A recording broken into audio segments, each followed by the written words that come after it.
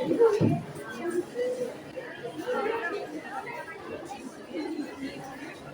country is a great diversity and it is one of its greatest strengths.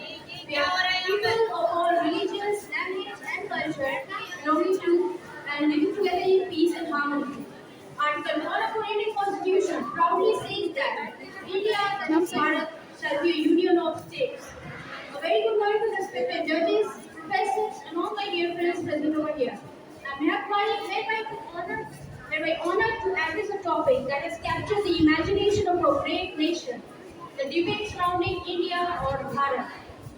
This debate is not merely a linguistic discussion.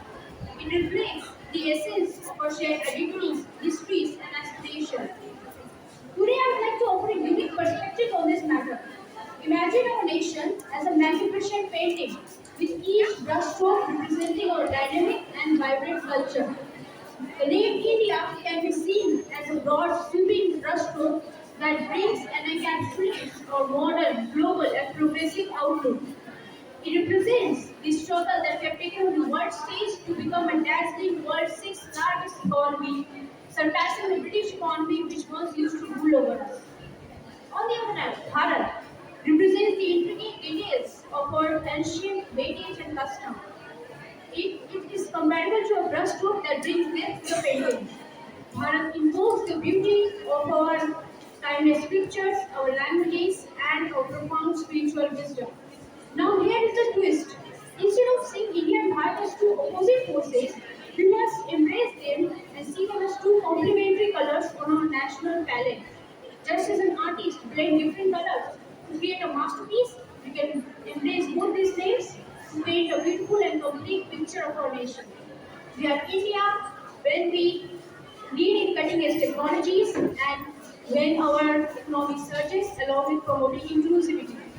We are Bharat when we celebrate our tradition of classical music, dance, and when our spiritual teachings resonate and provide peace to the entire world. In conclusion, we all, as a proud citizen of Hindustan, should embrace both India and Bharat as a dynamic synthesis of ancient and modern, traditional and progressive.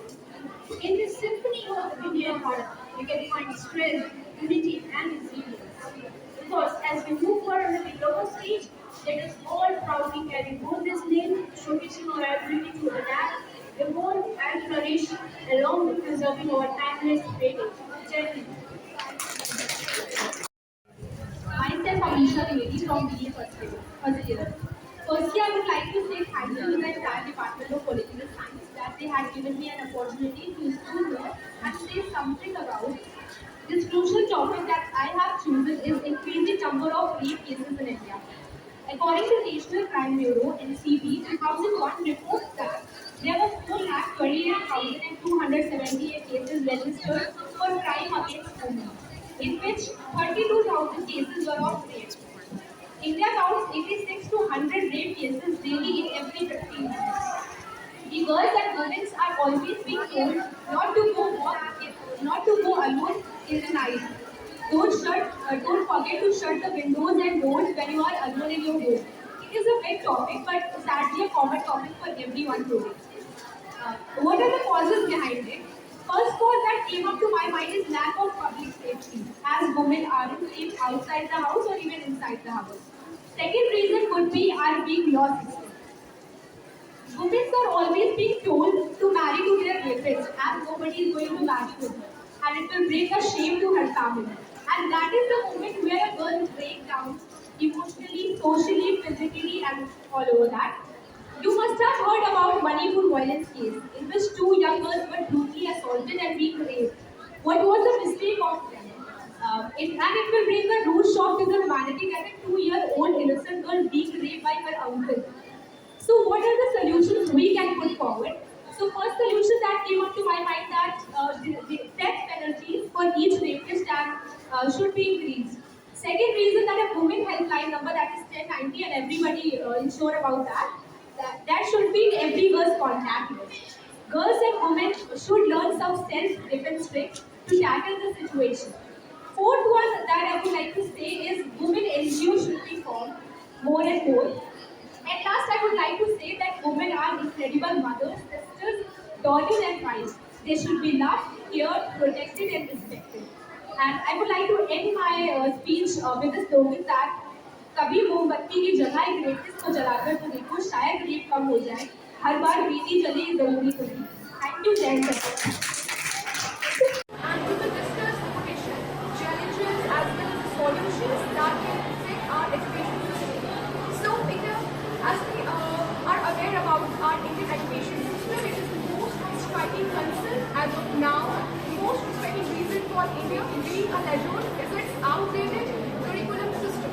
So, India is home approximately 1.4 billion population, and we will discuss that it is, 1.3 million students, schools, and out of which 350 million are students as well.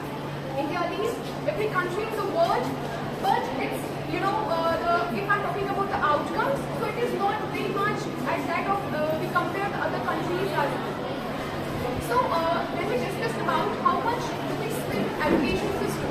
So, on an average, if we will talk about 25.19 lakhs rupees, money has been spent on the education of the students, and after the outcome, if you're talking about the outcome, so it is not as much that it should be. It is, the population, it is underemployed or unemployed, we can say. Now we're discussing about the challenges. What are the challenges? So, we can say the same syllabus for everyone. So, Albert Einstein once said, don't judge a fish by its slime over a tree. But in our country, we know that everyone is judging on a single sheet of paper as well. And the next, if we're talking about that, reservation system. So when the students grown up, so they at that point of time they come to know it's not only the sheet of paper, it is reservation system as well. Some person who scores 50% can get the admission in the schools as well. So we can say it is not a passion in it. It's the race for marks, it's the race for getting, the admission into the colleges as well as the universities. And according to psychologists, we can say, psychologists say that most of the students, they are facing the traumatic diseases as well as the anxiety from the fear of examinations. Now we discuss what are the methods that we can apply to make Indian education system more effective. So the first one, we can say the Montessori map.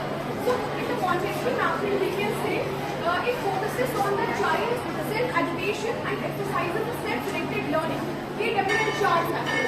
So it is a way from where the students come to know what they know, what they have learned, and how they can learn, how they can inquire about the topic, whatever they have learned. So it basically emphasizes the inquiry-based learning methods. And the next is the problem-based solution method. We just have whatever we have learned, we just have to apply on everyday life as well. And the last method which I'm going to study that is gamification.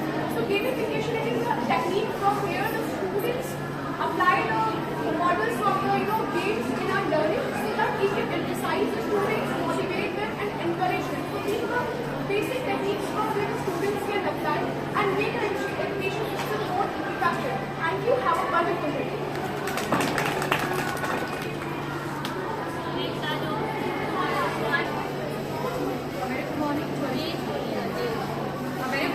Respected teachers and the students present here.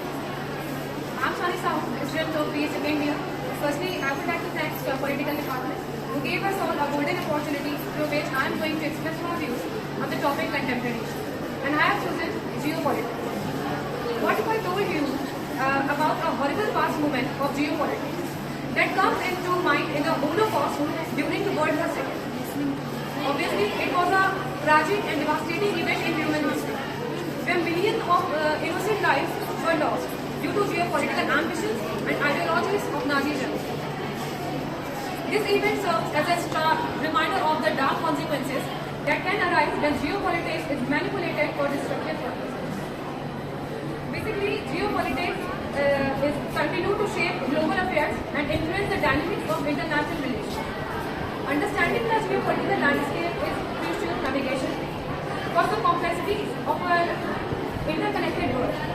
It helps us comprehend the territorial disputes, resources competitions, alliances and emerging challenges like cyber warfare and terrorism. By recognizing the importance of geopolitics, we can better comprehend and address the pressing issues of our time. Geopolitics itself is not inherently good or bad, but it is a field of study that analyzes the political dynamics between nations. However, the actions and decisions influenced by geopolitics can have both positive and negative consequences. And it is important to consider the intentions and outcomes of geopolitical conflicts. The intentions of geopolitics vary depending on the nation and its interests. Some intentions include securing resources, expanding influences, maintaining national security, and promoting economic growth. Geopolitics aims to navigate the complexities of international relations and shapes a nation's position in the global arena. The outcomes of geopolitics can be diverse and far-reaching.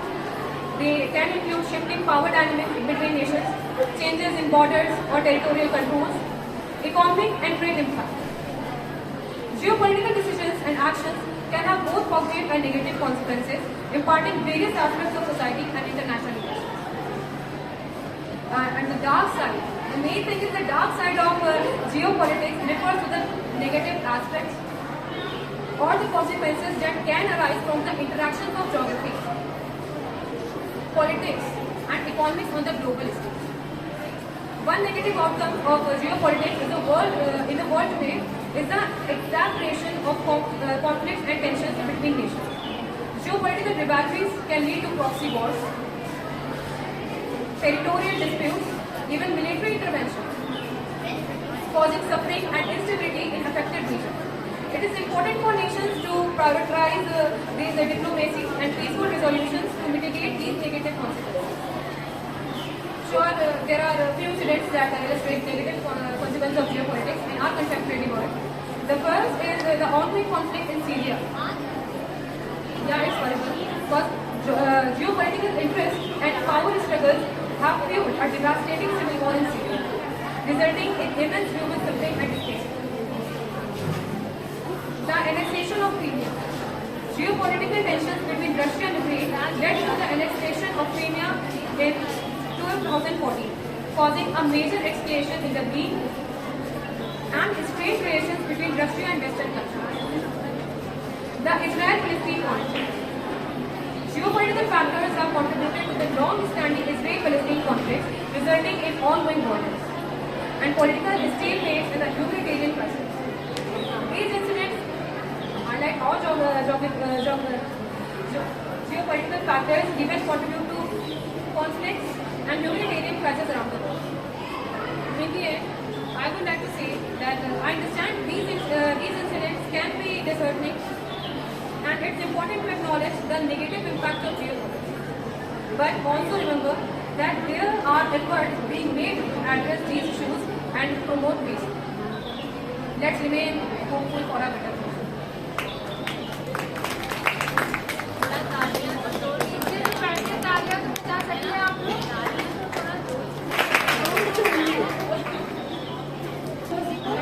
And my dear friends, this is the university of the third year in front of you all. First of all, I would like to thank you all for giving me such a golden opportunity to be present on contemporary issues. We all know that there will be very different issues on various aspects, such as on social issues, economic issues, political issues, and other issues. The very important and we can say the current issue going on is female reservation that we all are.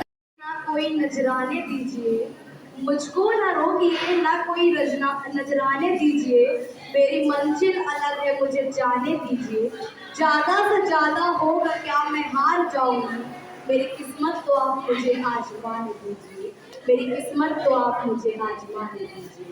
सभागार में उपस्थित सभी गणमान्य व्यक्तियों को मेरा सादर नमस्कार। मैं काजल अवस्थी आज दिए गए विषय जातिवाद और भ्रष्टाचार पर अपने विचारों को प्रस्तुत करने जा रहे हैं। जहां स्वार्थ हृदय में भरा वहां सेवा के स्वांग रचाने से क्या, जहां स्वार्थ हृदय में भरा वहां सेवा के स्वांग रचाने से क्या, जब देश प्रेम से प्यार नहीं तो नेता प्रधान कहानी से क्या, तो नेता प्रधान कहानी से क्या। आज जब 1947 के अंदर हमारे देश भारत को अंग्रेजों के कुशासन से आज़ादी मिली, किसी ने इस बात की परिकल्पना नहीं की थी कि आने वाले समय में भारत भ्रष्टाचार और जातिवादी की जंग में कुछ इस प्रकार आ जाएगा कि विश्व के सबसे बड़े लोकतंत्र में ये काले धब्बों के समान साबित होंगे।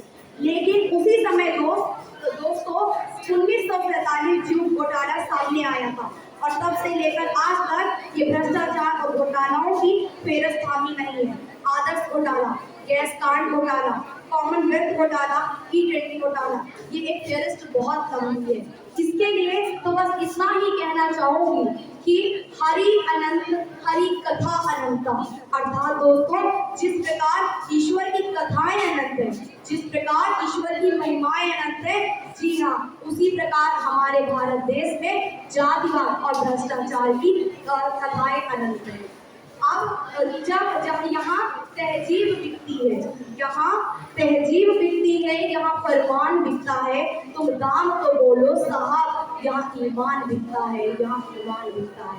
दोस्तों हमारे भारत देश में आज जातिवाद और भ्रष्टाचार अपनी जड़ें गहराता ही जा रहा है और आलम ये हो गया है कि ईश्वर की जाति बताई जा रही है। हमारे मर्यादा पुरुषोत्तम श्री राम जी ने तो सबरी की झूठी भेंट इसलिए खाए थे कि वो दिखाना चाहते कि व्यक्ति अपने काम से और अपने कार्यों से महान बनता है, ना कि अपने जाति से और अपने धर्म से। दोस्तों हमारे देश की संसद में आज भी कुछ लोग ऐसे बैठे हैं जो अलग अलग जाति के नाम पर राजनीति करते हैं, जिस कारण हमारे देश की राजनीति आज भ्रष्टाचार और जातिवादी की सीमित सीमाओं में बंद कर रह गई है। आइए सौगंध लेते हैं, सौगंध हमें इस भारत देश की कि हम अपना देश की झुकने ना देंगे, सौगंध हमें इस देश की हम भारत देश अपना झुकने ना देंगे, सौगंध हमें इस मिट्टी की हम अपना देश के मिटने ना देंगे।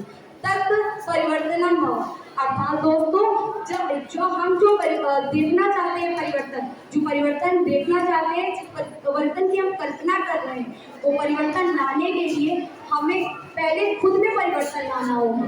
आज जब व्यक्ति अपना बहुमूल्य मतदान करने जाए तो वहाँ पर तो जाति धर्म के आधार पर अपना वोट ना दे, क्योंकि जाति और धर्म के नाम पर वोट दो वक्त की रोटी नसीब नहीं होती साहब। और हमें अपना अब यह वक्त आ गया है कि हमें जातिवाद राजनीति को छोड़कर राष्ट्रवाद की राजनीति को अपनाना होगा और विकास की राजनीति को गले लगाना होगा। लोहिया साहब भी कहते हैं कि जब सड़कें सूनी हो जाती हैं तब संसद आवारा हो जाती है। जब सड़कें सूनी हो जाती हैं तब संसद आवारा हो जाती है। तो आइए दोस्तों आज हम सब इस मंच के माध्यम से यह प्रण लें कि हम अपने देश से जातिवाद और भ्रष्टाचार को जड़ से मिटाएंगे, और क्योंकि यह एक कलंक के रूप में है और इसे मिटाना बहुत ही जरूरी है। अंत में मैं काजल अवस्थी अपनी वाणी का समापन बस कुछ पंक्ति के माध्यम से करना चाहूंगी कि देश की दशा बदलती है तो अंगारों पर चलना होगा, देश की दशा बदलती है तो अंगारों पर चलना होगा, नाव हमारी टूट चुकी है पतवारों पर चलना होगा, नाव हमारी टूट चुकी है पतवारों पर चलना होगा। धन्यवाद।